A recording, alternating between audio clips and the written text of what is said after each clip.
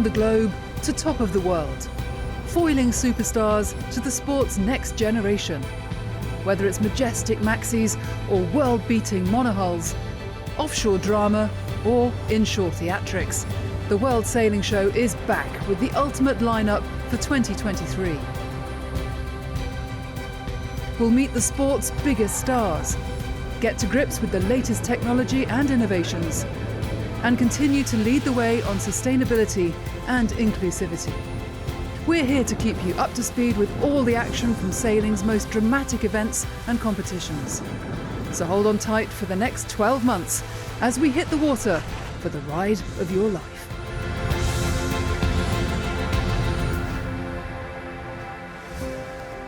A brand new destination, a race within a race, 7 legs, 11 boats, and crews from 19 nations.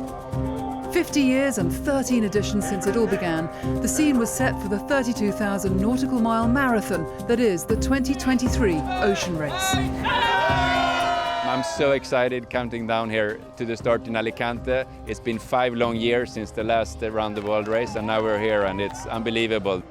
The race we have ahead of us is going to be something for the history books, including the longest Southern Ocean leg ever in the history of this race. Alongside 6 VO65s that will be competing in the Sprint Cup, 5 IMOCA foiling monohulls will be contesting the entire lap of the planet.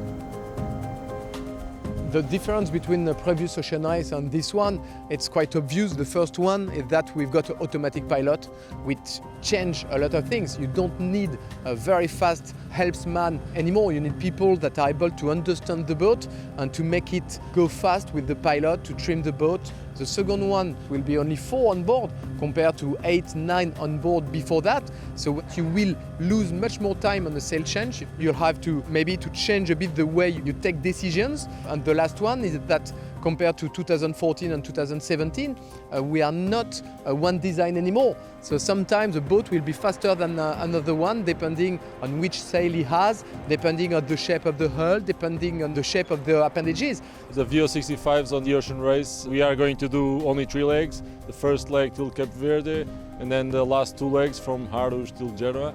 The fleet is back to the origin of one design, so it's really tight racing. We have a lot of really good sailors on board all the boats, so it'll be very tricky. We'll have to be 100% pushing the boat all the time, no time for rest any time. The curtain raiser to the main event saw both fleets take part in the Alicante import race, with the weather providing an unexpected challenge.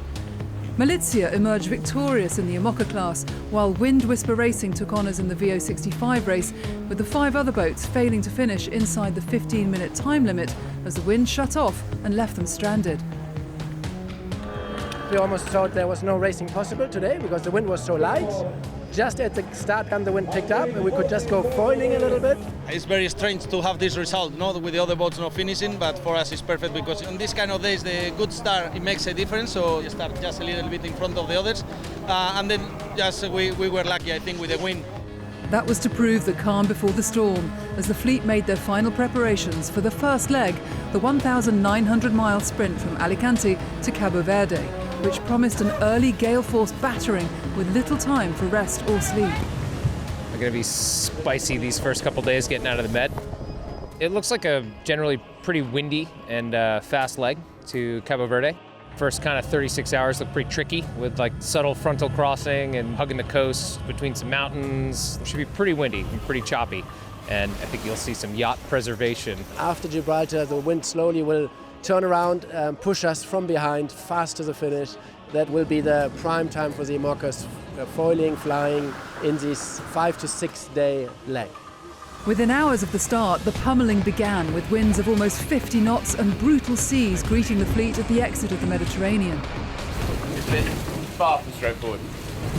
Anything but, really. We've had multiple transitions, a lot of changes from the J0, which is obviously our biggest upwind sail, to the J3, which is our smallest upwind sail, and back again a couple of times. But actually we've sort of come out in quite good shape. We're leading the fleet. Not much opportunity for rest. Motion on the boat's pretty heinous. The crews on board the new IMOCA boats are essentially racing below decks with restricted visibility and no physical sensation of wind strength or direction. That made for an interesting challenge for Kevin Escoffier and the crew of Holcim as they fixed a rudder problem caused by the violent conditions. We had an issue with the tiller and the port rudder, so we had to slow down in order for me to put it back. Unlike their IMOCA counterparts, the VO65 crews are fully exposed to the unrelenting weather. Viva Mexico saw their hopes of victory in leg one disappear as they damaged their mainsail and were forced to divert to Almeria to replace it. Back out at sea, Wind Whisper led the other 5 VO65s with Mipuri Foundation and Team Jeju within 50 miles of them as they raced past the Canary Islands. In the IMOCA fleet, Team Goyo Environment was forced to make running sail repairs, which left them chasing the other 4 boats, disappearing ahead of them. After a brutal opening 48 hours, the foilers were making amazing progress, covering over 575 miles every 24 hours. Holcim PRB led the way as they headed south down the Atlantic, with 11th hour racing right on their tails. Holcim, they were 30 miles ahead, closing down to 24. The wind's forecast to get lighter and head, which might put us on a different sail. If we can sail fast and then put our boat in the right place, then that's hopefully the winning combination. Holcim PRB's advantage was to prove too much for 11th hour though, as Kevin Escoffier and crew held on to win the first leg, crossing the finish line into Mindelo on the island of São Vicente in a time of 5 days, 11 hours, 1 minute and 59 seconds. It was worse than expected, for a first leg. I think it was definitely a tough one, and we had another boat against us that was pushing very hard as well. We had the wind, we had the condition, we had the boat, we had everything to do this great leg, and I hope you enjoyed it. Just around 2 hours and 49 minutes later, 11th hour racing reached Mindelo to take second place, with Team Malizia back in third. Wind Whisper maintained her early margin to win the first leg of the VO65 Sprint Cup in just over 6 days, 1 hour and 11 minutes. Within 24 hours of starting the ocean race, we saw 50 knots. So if that's kind of any indication of how this race is going to go, we're in for it. I wish we'd kept it together a little bit better. Boat's fast, certainly, which is great. We got to work on a bunch of other things, but the big thing now is just using the crew we have and the resources we have available to us to make sure we're in the best possible shape for the next leg. To be honest, it has been very tough leg. At the beginning, especially the first 3 days, I think it was one of the toughest legs probably we sailed on the VO65s because we had a lot of wind, upwind, and big waves. Luckily, the boats are strong and the crew did a fantastic job, so we're very happy.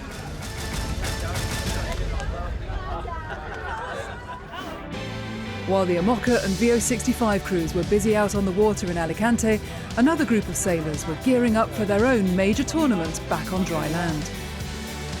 The E-Sailing World Championship is going to be hosted in a virtual racecourse here in Alicante.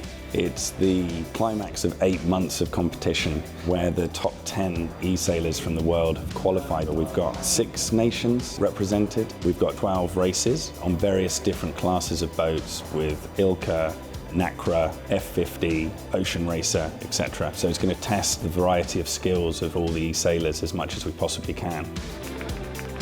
As part of the finals experience, some of the virtual sailors got a taste of the real thing on board the Dutch-flagged Jeju for the VO65 import race. I think giving the e-sailors the opportunity to be part of the ocean race was amazing. I think it blends the two worlds of virtual and the physical world. You could see that they were just buzzing to be there. A lot of the people that they were on the water with have been their heroes for years, and many e-sailors are huge sailing fans, so it really creates a good relevance between e-sailing and sailing. 70,000 players had originally entered the year-long tournament, with the 10 best gamers making it through to the finals in front of a live audience. You can tell when you've got the e-sailors in the same room, the physical presence they have and the competitive nature. Throughout the day you can see the pressure building and the atmosphere just grows and grows. If you're in a virtual situation, you don't get that byline, you don't get the camaraderie between all of the competitors. So it was a really different feeling this time, especially with the audience in the room, celebrating every single tack and jibe and mark rounding. Really interesting to see. The competition produced some exciting and close racing, with Alex KRS holding a slender advantage going into the all-important medal race with double points on offer. There was still a chance someone could emerge from the fleet and overtake him, but he held on to finish third and claim overall victory by 9 points. Alexandra Kolaski of France. Alex K crosses the finish line in his first ever World Championship final. It's incredible. Before this race, I was wondering how can I fight in a difficult fleet with very good sailors. Made it to the medal race in a good position, and then I had a good medal race. Super hard championship. We did have a little bit of connection issue to start off with. A bit of a roller coaster of emotions, as you can imagine. And then, yeah, went okay. Not as consistent as I would have liked to have been. Alex certainly did a better job of that, hence he won. But yeah, super happy. It was just electric. Every single race, you didn't know what was going to happen. And because of the variety of the classes, you have different budding winners for every single race.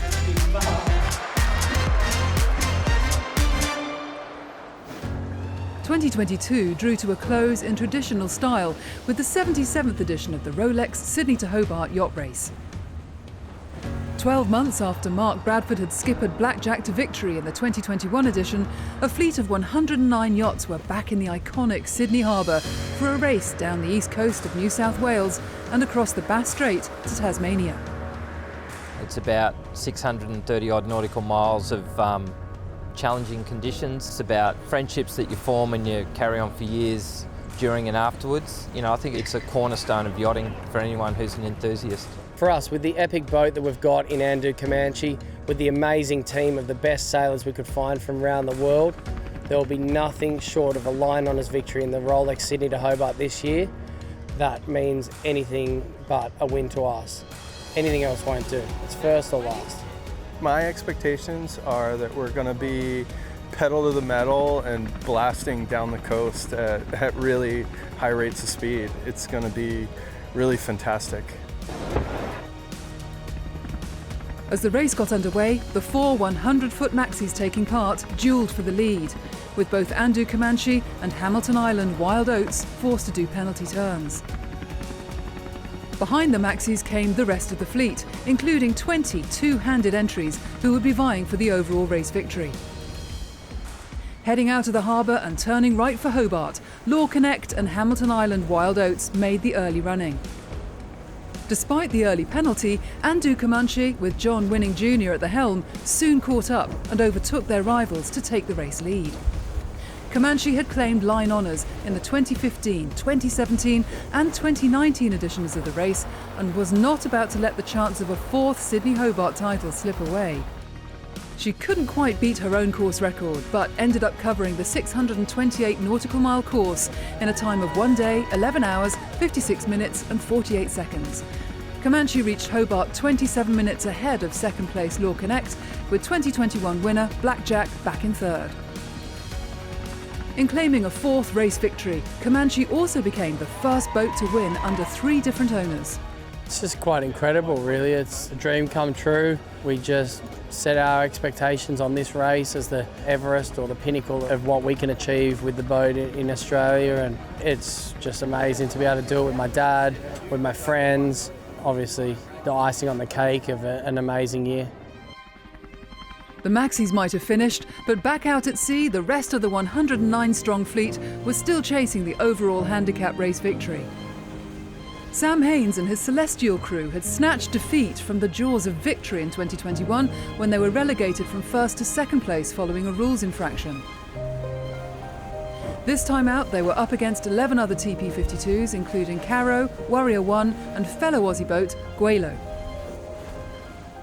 But Haynes held on at the top of the leaderboard from the moment the fleet left Sydney to finally make amends for the disappointment of last year. It's one of those things where we had a redemption story, or it vindicates like the boat's ability and our ability as a team, and coming number 1 in this race. If we come 15th or something, it would have felt very, very different about last year, but this has actually cleared that and given me a new start. It's a life changer. To win the Rolex Sydney Hobart Yacht Race is an absolute life-changing event for me. We're so lucky to be here, but we've earned it.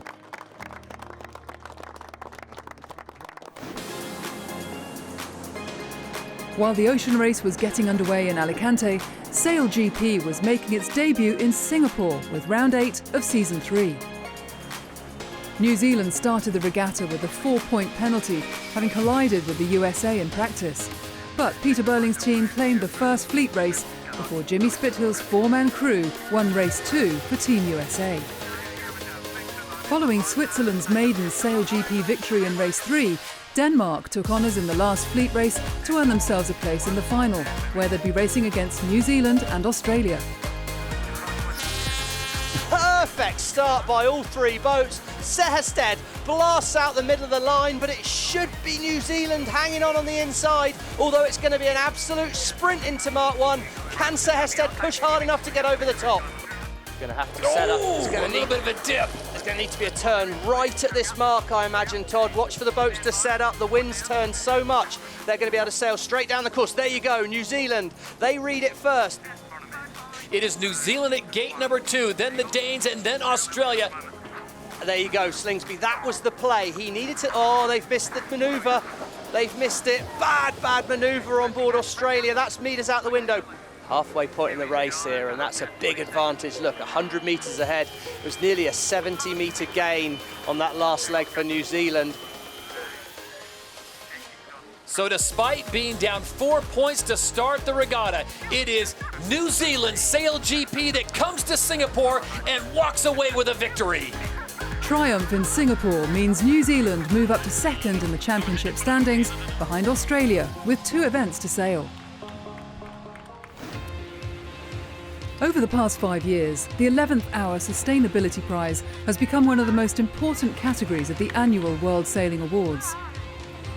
Last October, that honour went to Green Boats, a German boat builder founded a decade ago by Friedrich Daimann.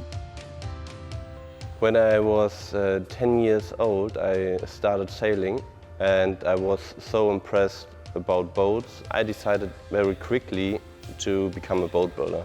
But what I just didn't like at all was the material itself, because the glass and the carbon fiber, they are like really itchy in your skin. The resin systems are so unhealthy.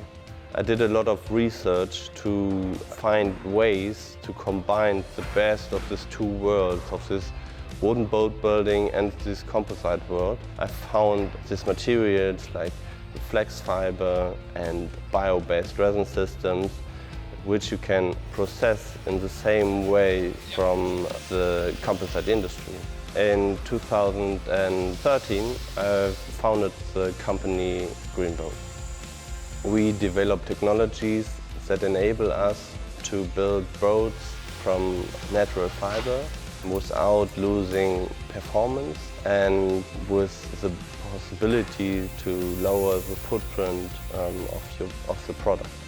From their base in Bremen, Green Boats are pioneering the construction of boats using sustainable materials. In 2020, they released their groundbreaking day sailor, the Flax 27, built using natural products instead of carbon fiber. Starting with the Flax 27, where we showcase that it is possible to replace glass fiber reinforced composites. So the Flax 27 is 100% built from natural fiber. It's even 10% lighter than a normal GRP boat and got a beautiful aesthetic. The success of the Flax 27 attracted the attention of Boris Herrmann. The German skipper decided to replace 50 carbon fiber parts on his Imoca Malizia with Green Boats technology. A decision which is undergoing the ultimate sea trial as the boat takes part in this year's ocean race. He was really interested in the material and in the boat, and so we talked more and more about what can we do on the new Imoca out of those materials. And on top of that, the Imoca class changed their class rules and enabled 100 kilograms of sustainable material on board.